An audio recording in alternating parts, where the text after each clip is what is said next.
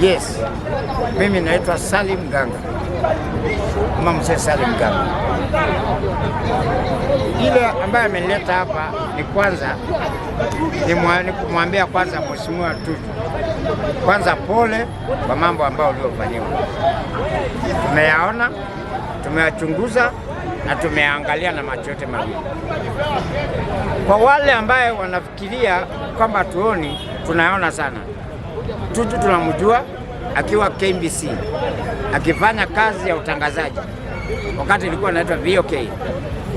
Tuju tunamjua akiwa minister hapa Kenya wakati wa Kibaki. Tuju tunamjua akiwa Jubilee, na Tuju tunamjua kazi aliyofanya Radienda.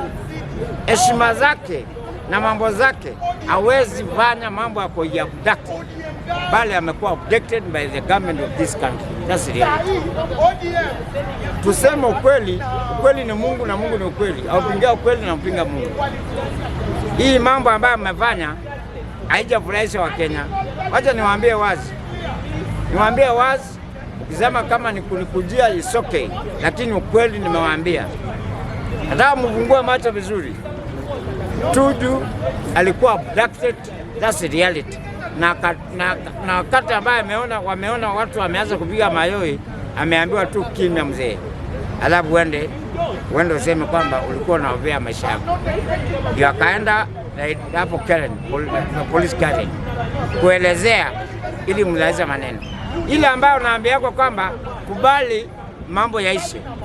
Akakubali mambo yaishe, lakini ukweli ni kwamba ukiwa kama mtamfuata kwa sababu ya shamba yake, hii Kenya tutasukumana mpaka last minute, hatawaachilia. Kwa sababu kitu ya kwanza baada ya Tuju ujue ni wewe. Kwa hivyo make sure kwamba tumefight kama jeshi, nilinde nikulinde, si wenyewe tunalindana. Tukuza Tuju umetukuza, that's why umesikia kina Uhuru akiongea, hata si wenyewe tukiongea tukisema huyu bwana atokee, na atokee akiwa hai. Akitokea tuone maiti, mtakuwa hata nyinyi, kwa sababu hakuna ishi milele na hakuna mtu amebeba uhai wa chuma. Mungu awabariki na awape uwezo.